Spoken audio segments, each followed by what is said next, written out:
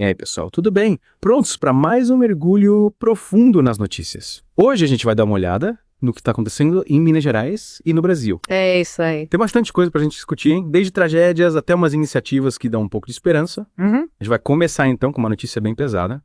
2 ativistas foram mortos e vários ficaram feridos num ataque a tiros em um assentamento em Tremembé, São Paulo. Nossa. O ataque aconteceu durante a noite e os relatos indicam que os agressores chegaram em carros e motos atirando nos moradores. É realmente um acontecimento terrível. Levanta questões sérias sobre a segurança no campo.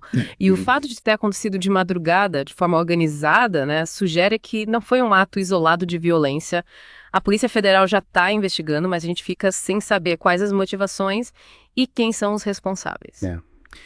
Uma notícia triste também, mas dessa vez falando de economia, a fábrica da M. Dias Branco em Lençóis Paulista fechou as portas, deixando quase 500 pessoas desempregadas. Caramba!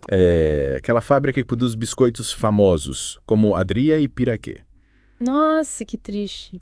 Uma notícia muito triste para os trabalhadores e suas famílias. A empresa disse que o fechamento faz parte de uma reestruturação para aumentar a eficiência, mas será que essa justificativa é suficiente diante do impacto social de uma decisão como essa, né? Fica a pergunta. A Enebras até se prontificou a oferecer cursos para ajudar na recolocação dos funcionários. Mas a gente sabe que a situação econômica não está fácil. Encontrar um novo emprego não é simples. Exatamente. Principalmente num momento de recessão como esse que a gente está vivendo, perder um emprego é um golpe duro para qualquer família. É importante a gente se perguntar como que a sociedade pode acolher e amparar esses trabalhadores nesse momento difícil.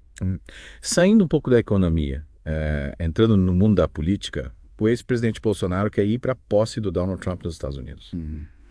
Mas está enfrentando problemas.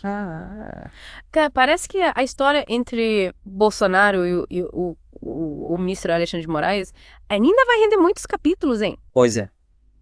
Para liberar o passaporte do ex-presidente que está retido por causa de investigações, o ministro está exigindo um convite formal. Ou seja, para viajar, Bolsonaro vai ter que seguir as regras do jogo. É uma situação que mostra bem a complexidade da relação entre o ex-presidente e a justiça brasileira. Sem dúvida. E a gente fica se perguntando, né? Quais as implicações dessa exigência do ministro? Será que isso pode impactar o futuro político do Bolsonaro? Só o tempo dirá.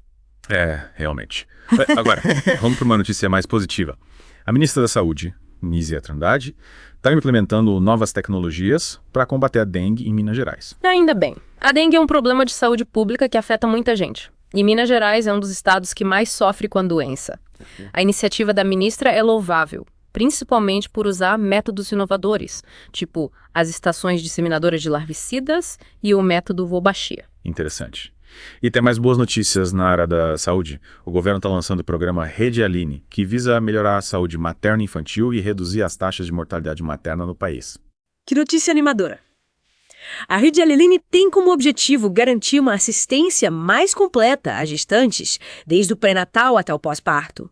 Com a participação de hospitais, centros de saúde e universidades, o programa busca ampliar o acesso a exames, garantir a escolha da maternidade e incentivar o parto natural. E, para finalizar essa primeira parte do nosso programa, a notícia que me deixou bastante surpreso, o Vaticano está mudando a sua postura em relação aos padres gays. Não é mesmo?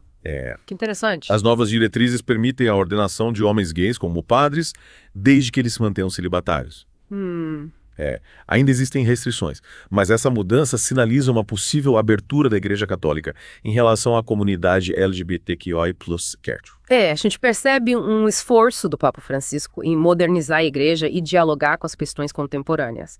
É interessante observar como essa decisão impacta a vida dos católicos, especialmente aqui no Brasil. Com certeza.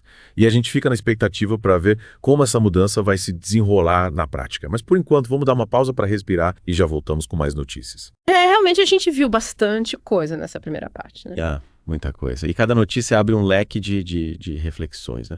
Voltando para a questão do ataque no assentamento, o que te chamou mais atenção nesse caso? Eu acho que o fato de ter sido planejado e executado durante a noite, né? Isso mostra que foi uma ação deliberada contra o movimento. Não foi um ato de violência isolado.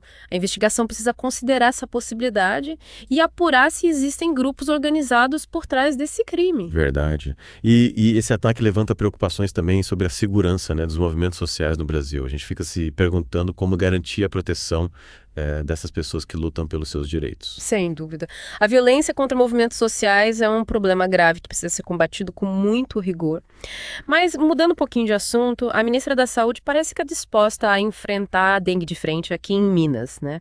O uso de novas tecnologias é um sinal positivo, você não acha? Com certeza. A dengue é um problema crônico no Brasil, né? E a busca por soluções inovadoras é essencial. E a escolha de Minas Gerais para implementar essas tecnologias é estratégica, já que o estado, né, é um dos mais afetados pela doença. A alta incidência de dengue aqui exige medidas eficazes de controle. A iniciativa da ministra demonstra uma preocupação genuína com a saúde da população. E além da dengue, a gente tem também a saúde materno-infantil recebendo atenção especial com o programa Rede Aline. Sim. A redução da mortalidade materna é um desafio enorme, né, para o país. A Rede Aline, com foco na humanização e na integralidade do cuidado, tem grande potencial para contribuir nesse sentido. Eu concordo.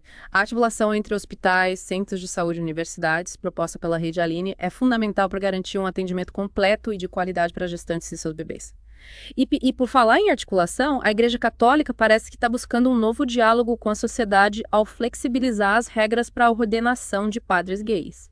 O que você achou dessa mudança de postura? Me parece um passo interessante. Uma tentativa de modernizar a igreja e se aproximar das demandas da sociedade atual, né? Claro, ainda existem restrições. A igreja mantém a exigência do celibato para todos os padres, independente da orientação sexual, mas é um sinal de abertura ao diálogo. Com certeza. É importante lembrar que a igreja, como qualquer instituição, precisa se adaptar aos novos tempos. Essa flexibilização pode ser vista como um passo em direção a uma igreja mais inclusiva e acolhedora. Mas e o Bolsonaro? Parece que ele vai ter que se ajustar aos limites impostos pelo judiciário se quiser ir para a posse do Trump. A exigência do convite formal por parte do ministro Alexandre de Moraes mostra que o Bolsonaro não está acima da lei, né? Mesmo fora do cargo. Exato, a justiça precisa ser igual para todos. Essa situação levanta questões sobre o futuro político do ex-presidente. Ele ainda tem muitos apoiadores, mas enfrenta obstáculos jurídicos significativos. Verdade, o futuro Bolsonaro é incerto. A relação dele com o judiciário vai ser um fator determinante para os seus próximos passos. E por falar em próximos passos, o que mais chama a atenção nas outras notícias que a gente abordou? Bom, a tragédia com o paraglider no sul de Minas é um lembrete da fragilidade da vida, né? É importante a gente ter cuidado ao praticar esportes radicais, buscar orientação profissional, usar equipamentos de segurança adequados e respeitar os limites da natureza. Sem dúvida. É uma lição triste, mas necessária. E as chuvas intensas que continuam castigando Minas Gerais, né? É um alerta para a necessidade de investimentos em infraestrutura e prevenção de desastres. O alto número de cidades em estado de emergência demonstra a gravidade da situação. Com certeza. As chuvas que deveriam ser um evento natural e benéfico se transformam em tragédia quando a infraestrutura é precária e as medidas de prevenção são insuficientes. E a história da cliente que comprou um carro com restrições no Detran é mais lembrete da importância de a gente prestar atenção aos detalhes, especialmente em transações comerciais. É fundamental verificar cuidadosamente toda a documentação antes de fechar qualquer negócio, né? Seja a compra de um carro, um imóvel ou qualquer outro bem. A informação é a nossa melhor arma contra golpes e abusos. Concordo plenamente. A gente precisa estar informado sobre nossos direitos para poder exigi-los. A justiça existe para garantir que a lei seja cumprida e que todos tenham acesso a um tratamento justo e igualitário. E por falar em justiça, a decisão a favor da cliente que comprou o carro com restrições é uma vitória para o consumidor. E um recado para as empresas: a lei precisa ser cumprida e o consumidor tratado com respeito e transparência. Falando em respeito e transparência, a mudança de postura do Vaticano em relação aos padres gays, mesmo com restrições, é um sinal positivo. Um passo, ainda que pequeno, em direção a uma igreja mais inclusiva e acolhedora. Verdade. E a iniciativa da ministra da Saúde em combater a dengue com novas tecnologias e o programa Rede Aline são exemplos de como a gestão pública pode atuar de forma proativa para enfrentar os desafios da sociedade. Com certeza. São iniciativas que dão esperança e mostram que, apesar das dificuldades, a gente está caminhando em direção a um futuro melhor.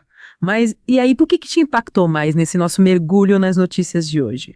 Olha, acho que a diversidade de temas que a gente abordou me fez pensar na complexidade da realidade brasileira. A gente vê problemas sérios como a violência no campo, a crise econômica, mas também vemos iniciativas positivas na área da saúde e avanços em relação aos direitos humanos. É um contraste que nos convida a refletir sobre os desafios e as possibilidades do nosso país. É tanta coisa pra gente comentar ainda, né? Parece que a gente podia ficar aqui horas conversando sobre tudo isso. Verdade. E cada história que a gente viu hoje abre um monte de outras perguntas, né? Tipo, por onde a gente começa? É verdade. Mas, pensando bem, acho que a gente pode começar com a história da cliente que conseguiu ser indenizado pela concessionária.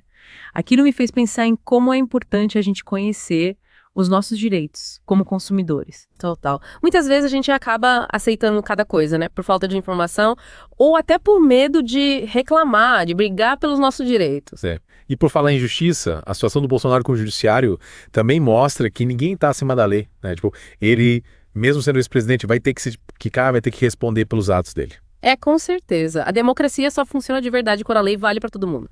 E essa história do Bolsonaro ainda vai dar muito pano pra manga. A gente vai ter que acompanhar pra ver no que vai dar. Sem dúvida. Falando em surpresas, a mudança de postura do Vaticano em relação aos padres gays foi uma coisa que eu não esperava. É, realmente. E apesar de restrições, né? É um passo importante, né? É. Pequeno, mas importante. É. Mostra que a Igreja Católica também tá mudando, tá tentando se adaptar aos novos tempos. Uhum. E mudando um pouco de assunto, as chuvas que continuam fortes aqui em Minas, né? Pois é. Mostram como a gente precisa se preparar melhor para lidar com os desastres naturais. É triste ver tantas cidades em estado de emergência. A natureza é poderosa.